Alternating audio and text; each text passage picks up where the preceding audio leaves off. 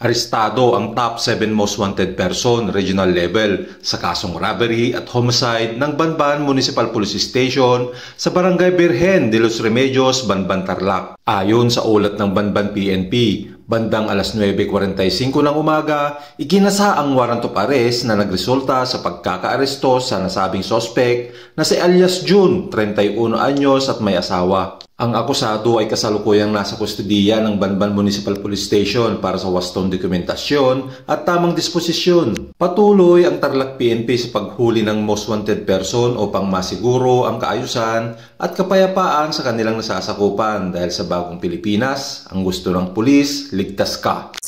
Mula dito sa Tarlac Police Provincial Office, ito ang inyong PNN correspondent, Police Executive Master Sergeant Delfin Francisco de la Cruz, alagad ng batas, tagataguyod ng balitang pulis.